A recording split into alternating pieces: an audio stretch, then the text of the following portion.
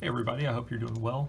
Today I'm going to be walking you through how to use the stopwatch feature on your Casio Pro Trek PAG240 Module 3246 watch. So this is really very easy, as with most of the features on this watch. On this watch, unless you're using the compass, barometer, or altimeter, the mode button is basically going to be the button that you're going to use to get to most of your other settings. You'll notice over here on the side there's a sunrise, sunset, recall, world time, stopwatch, timer. As you press this mode button, you're going to see a line that's going to point to each of these to let you know what screen you're on.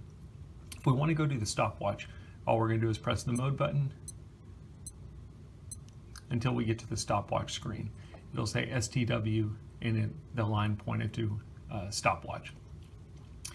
And as with most other things on this watch, the two buttons that really come into play on the stopwatch are your compass button and your altimeter button. Barometer button, as with most other things, doesn't really ever get used, but these two buttons get used in several different settings on this watch. It's very easy. The altimeter button is basically going to be your start and your stop button.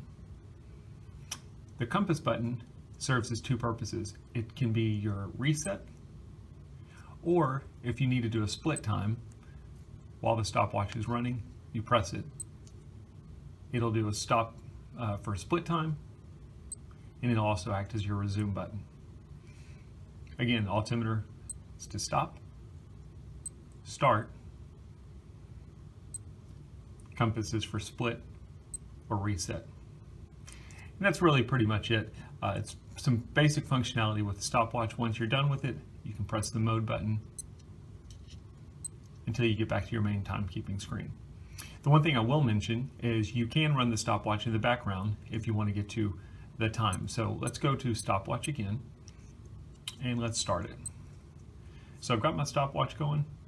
I can get out of it and go to timekeeping, and if I want to go back and look and see, oh, what's my stopwatch on?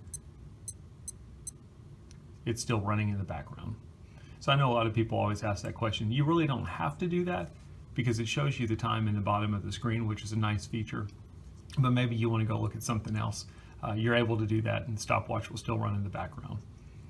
So I hope that makes sense. If you've got any questions, as always, post them in the video. I'll try and help you out as far as the functions of this watch. Thanks for watching.